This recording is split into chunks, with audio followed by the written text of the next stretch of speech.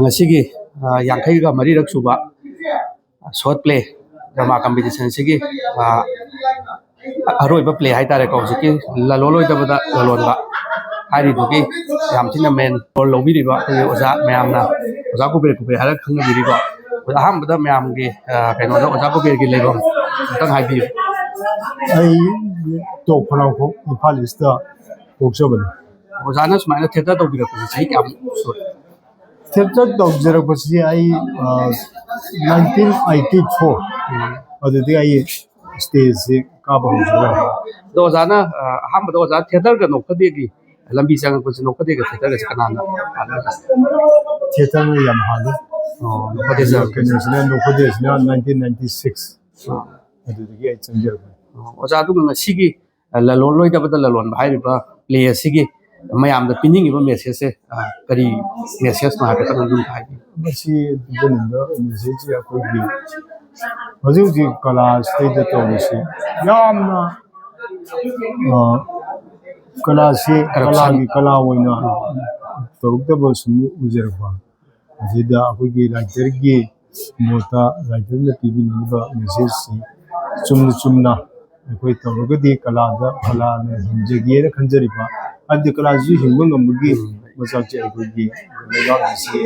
Legana TV, Ado, Masi, Zena, Neum Chumna, Magi Pamum Topa, Topa, Aduto, Gadi, Azumba Duto, Gadi, Kalasi, Sokoto, Ni Habugi, the Pausing, Yomasigi Lilaza, when some Yamatan was as a when some. No pay on the some Ugi by that. At one as I said, when the place Yamatam that was another to emotional over a Wabagisin, Yabi. She say, was Anna hanging no Paderum that no me no one never told Baduga. His cases minor Mayam with Tamoising a little bit Pita and Bangam nobody practiced over. See, a Wabu was Magi dialogue to Wogi a thing like Casamine. Oh, Masi. Nobody has not known and boogie for nobody. Aduga, Sidana more emotionally over Sarusu Yawe. Otherwise, I know experience came to know Zaka and Kapit and beautiful to give. We don't know about hypothetical with there. What Nerangadi, Adubu, smile emotionally or a politician, I get some of the power of the Putopa. Ability to know about Oidena Hajaki. No idea. When the young Zara.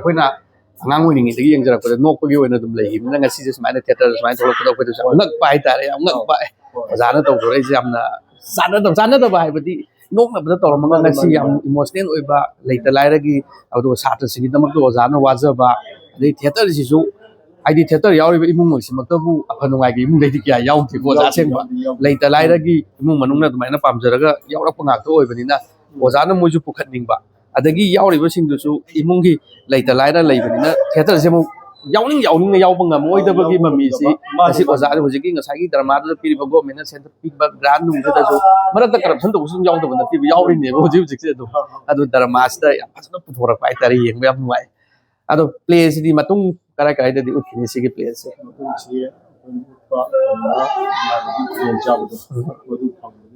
Certainly, I did Ihan Hanba, Masina, Nokphade Wina, Nokphade Cultural Foundation, Wina, stage the drama, see page now. Oh, Hanbanebo. Han, but it's a Matia when as I was just skimming the way Pamebo. Baho, Madam Yawe, appointment to them, Yamnushi, I did Capeva Gojo. Hazardana, Yampatanelli Lazator, right? I don't only would you had be doera, was I say, it had done doera. Oh, what? Side again, when some Bakasa video negotiate. She could tell about the Manipur Union and Siliva, Yaki Marie Suba, Swat Lake and Midisanda, when Nokphade, this is Julia Yalerame, and Nokphade from this cultural foundation. The city is going wide, Lloyd put Minare, go I saw. I don't know, the Yanak Kamira, so the views go in a Ming Labum, the habit at the gate, Popa, the Hadu. I give me Sarumbum Suresing. I Nokphade Cultural Foundation give me artist oina junior artist makalay sevani I pick up haiba landam dudagini loinan I popi ba pagi ming na Sarumbam Lukoy wadi apopi giming na Sarumbam Ongbi Shanti Devi 이친아우도 क्या 이친나우 어홈네 아이나 마야이네 이야마마 아이 이찬우피마 거의 홈 अदो ngasiगी place ta kari no sabi doise aina sajabase akhoi play maming laloloidabada lalonba abi tawroidabada tawba haibagi keno haitare aduda laloloidabada laloliba mije aineba sadori lilaji ki title belen haigadra akhoi artisting ge yamna artist ji yamna shengna kala tawjariba jida aina karbar on thokpa tawroidaba thabak haitare ne artisting kano thika gi type ta tawbi mi gi sangstana ma da lairiba artist to ai gi da yauji na paisa pi da kauthopi aduna sumba gi keno je ai ngonda pi hai ta adu character duga artist mayam lila si su utpudi bolle ju su dum tawriba thaba amane mane mane adi lila party makta bu gera adagi rajniti makta bu gera tawroi da bada tawpa ngak tane ma mi seba makta bu gera seba da jaga seba da seba da jaga da seba ado mimiki artist amo ina pagi mimiki mati bang to biro mo ngasi pemina bai kutong sa se lobjara ga oh ya ya ai di nokphade da changjera kusi akoi gi akoi ma'am na sena khangbira ba oza hemanta oza tolhan gi makhon keno tawbudagi changjera pani oza tolhan gi makhon ana tamjaraga ado oza tolhan gi je adom ai sajaraga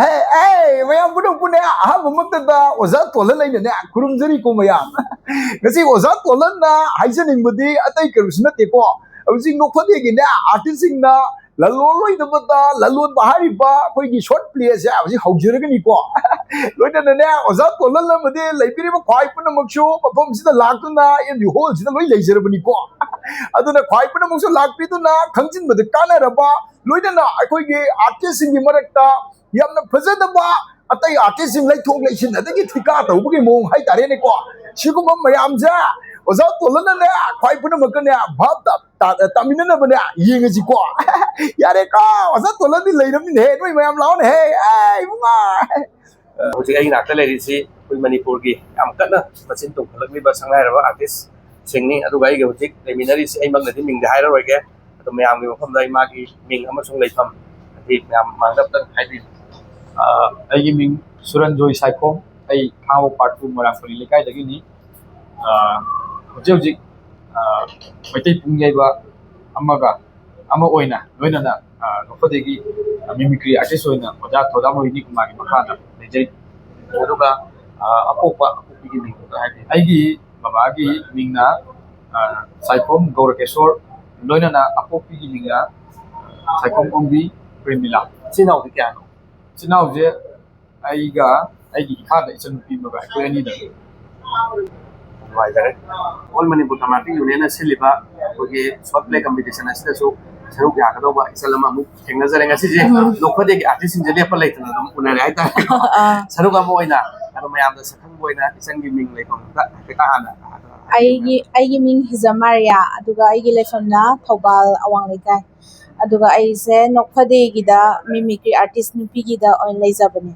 aduga koi ngasi sanagadori ba drama laloloi da bada lalon bhai ba drama sida su aduma ise drama gi artist amagi role sajabani hai ba drama sida karamba character no akoi gi oza kaini akoi gi oza amagi makhada drama adum yamna thawai yaujaba aduga paisa nungsadi dum waba ama artist ama oina saji ado drama si yaupira pode kyam theater se akoigi nokphade gi hanadi street play gum kai gum dadi dum kan tawjagre aduga han ba phambak lila nokphade gi han ba phambak lila ne aduga akoina si sana jabje handak ahumlak sudin sigi siga ahumlak ne ado play si tamako matam matam kyam sange aduga isa da wa ba khotba wa badi wa de dum akhoi ozana su ya manage to bi akhoi gi akhoi aina akhoi sum khara lape atei leiriba artist singa di ko ado dum ozana manage to bi duga yang kuina su sangi de du akhoi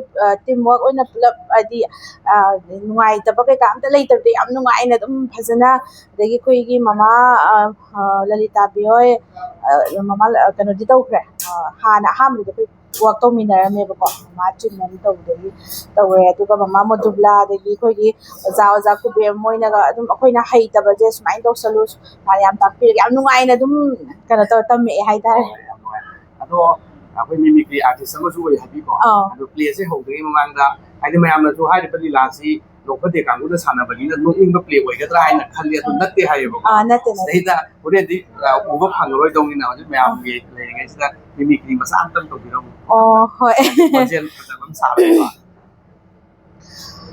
Isarsa, imawa haige munnata, yengoy, estedibigi seba kaidanaba, ima snan tawwa saluragi hisarsa. Sisna kuntigine. Diba? Day abok pisakina.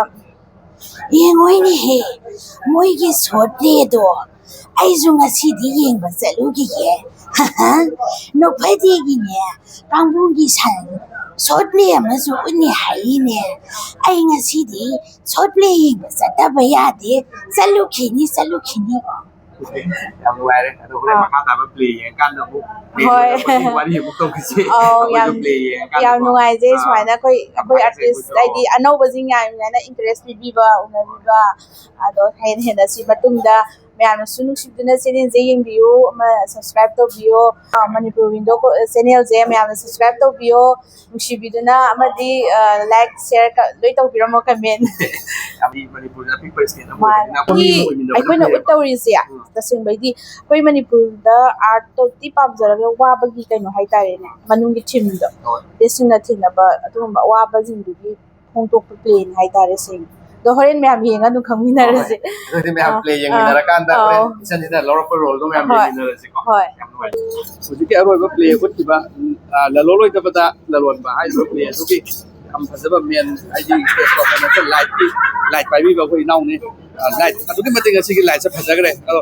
Now be Ming लेफम हाइबि ai ming ai bam raul sing ai bam na pasoi parban degi hoide अदो light की समाइने तौबसे क्याम कुइरे experience फजना लेरे तो क्याम कुइरे समाइना theatre दा चंगसे ai ta ma mufti dum ele ai ta jam फजना तौवे ngasi दिलाजु फजै लाइट सु फजै लोइ मक येंग नुंगाय ai ta matung theng lagi si ko ya